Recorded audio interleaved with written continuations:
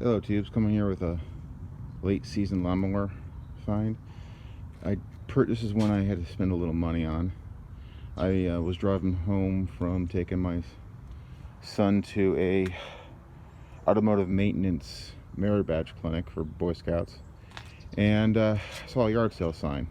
So I went to go investigate, and they had two lawnmowers. They were asking $35 for this. I got them to come down to 20. It has a bag, and the guy said it does run. He did start it there. It took 3 or 4 pulls, but I'm gonna go through this, give it a full tune-up, clean the carb out, and sharpen blade. Get this all tuned up and reconditioned for next season, so I can then sell it. Just looking it over. Interesting use for a handle. This is actually, he said this is actually how you pull live power cables. So I have a handle for it that will probably fit. It's a Briggs and Stratton handle, but whatever. Handle's a handle. Just going over this, looking at, yeah, it needs an oil change, oil service. No big deal. And let's go take a look at the air filter here.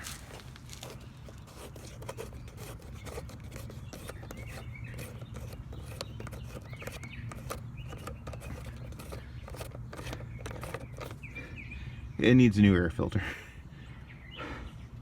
That's pretty bad. So with the air filter this bad, I probably anticipate the carburetor needs to be cleaned. So looks like with a normal service and maintenance, this thing will be great condition for some buyer next year. Well, I've just finished power washing it. Cleaned it pretty well. The bag for it's over here. It's in pretty good shape. I don't have the side deflector right here, and there's a few places where the paint's come off. Maybe they're still there, but there's still a few places here. I have some paint that I can touch that up with. Should match pretty well. I'll go. Looks like I'll get into this, clean the carburetor out, and I'll order a new air filter for this off eBay. It should take a month to get here from China. So I'm going to replace this pull cord handle. So I have one that'll work. I think it's from a Briggs, but it doesn't matter. Hello tubes, back here. I had a event I needed to attend, and I'm back here now.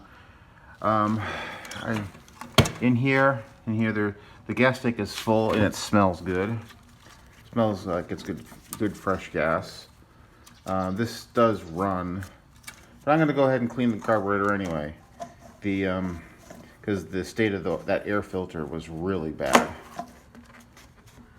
So, as most every single bolt on this lawnmower is a 10mm.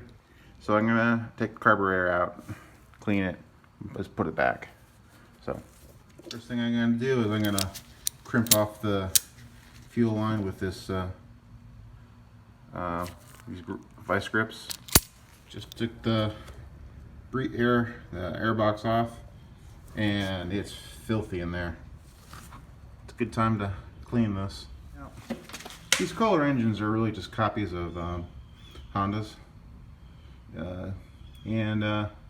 Well, when they're running, they're great, but well, I don't know what it is, but their carburetors get gunked up, and I've heard that their auto check system has some issues.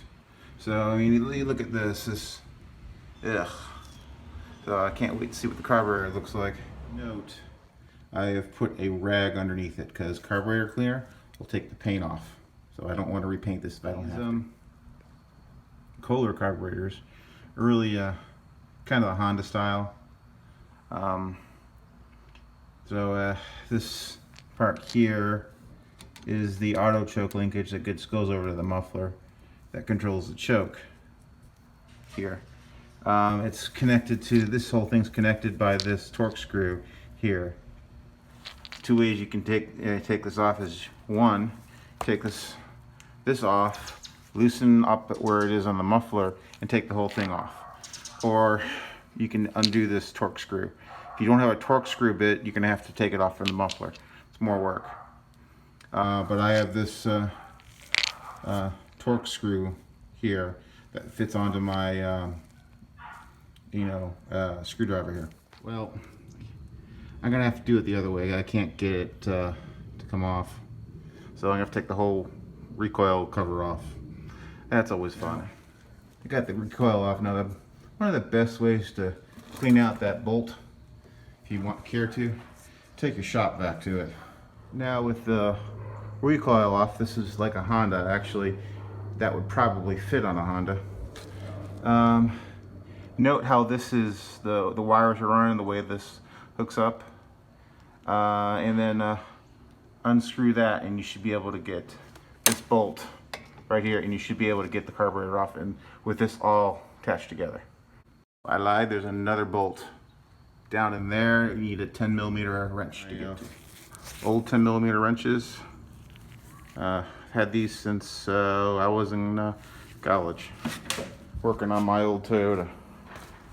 Now, with this part loose, you see where that other bolt is right there by my finger. This little stud goes through there. Now, this will slide right off.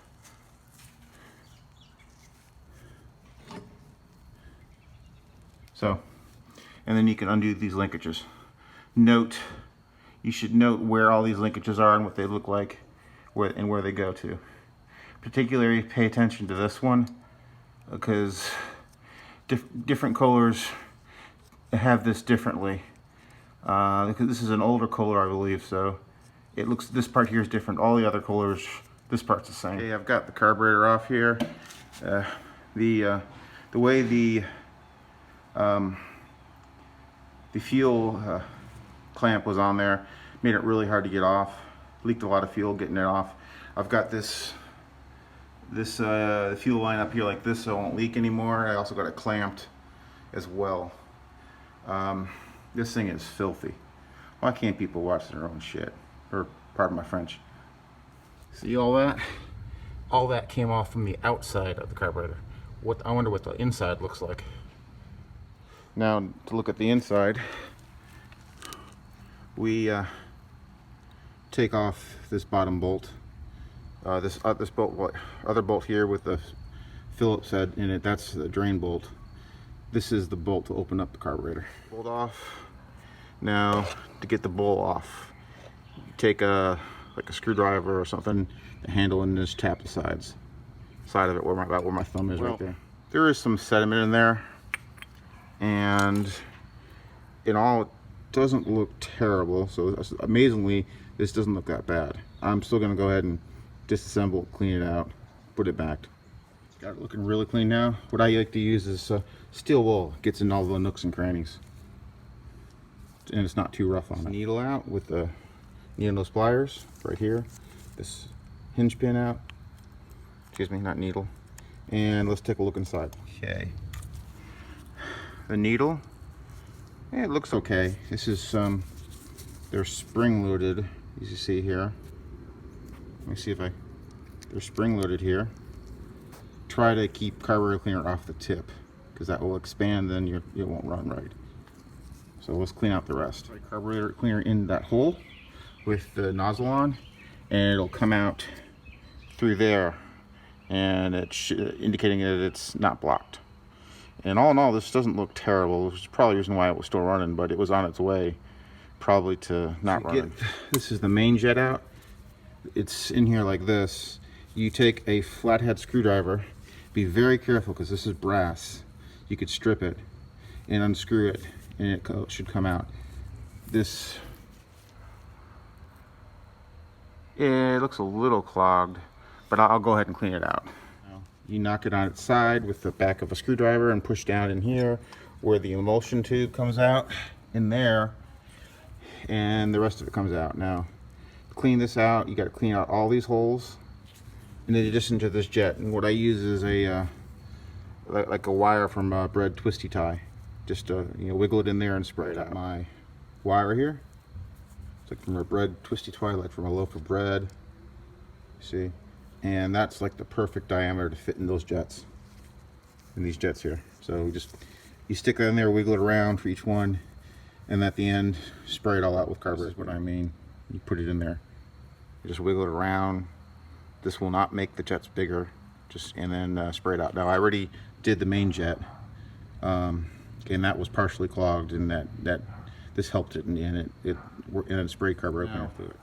There's some other jets you need to clean out. You see there's two there, and then there's two more back in there, or a couple more back of there. You need to clean those out as well. If you get a wire in there, that's great. If you can't, just spray it. Then you have to get the idle circuit jet out. This is a little trickier on this one. You see that plastic screw? Well, underneath it, or down here, you see, down here on the top of the carburetor, that's a little plug. That contains your idle circuit. This jet's so small, the only wire I had to fit through it is this wire from this brush. Also spray in there where the jet was with carburetor spray. Looks like I got it all back together. This contraption here is difficult. If you mess this up, it's hard. You have to. It's easier to just take this off here. So got it all back together. Now I'm gonna just connect the fuel lines, put the starter cup on, and let's see if it runs. Hello tubes, it's the next day. It was getting kind of late when I was working on this last night, so I couldn't really start this up and annoying the neighbors. So I cleaned this up. I got this at a yard sale. It had some starting problems, but it did start. So it has a full tank of gas from the where I bought it from. It didn't smell bad, so I went ahead and put some stable in it. Gonna have to order an air filter because it was terrible. I have a used air filter in there that was better than the one that was in it. I've sharpened the blade. I've replaced this handle with a Briggs starter handle. It's what I had off a scrap mower. I've sharpened the blade. This self-propelled belt cover was it was loose, so there's a bolt that was underneath here that needed to be tightened. So I'm gonna go give it a this is probably the final start up. I still have to change the oil and get that new air filter. I'm gonna go cut my brother-in-law's yard. It was down the road from me, just a way to test this thing out. So I'll get a little start up here. Let me get my third hand.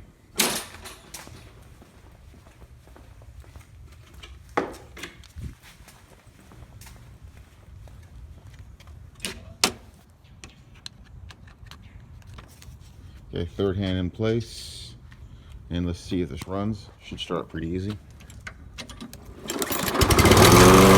First pull.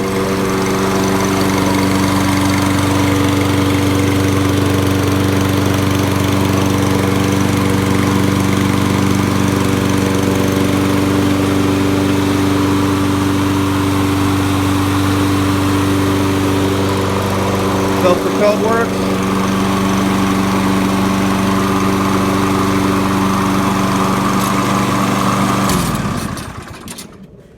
So, tubes, this is give me a final look at this one. This Toro, it cleaned up pretty well. Till next time, tubes, see you later.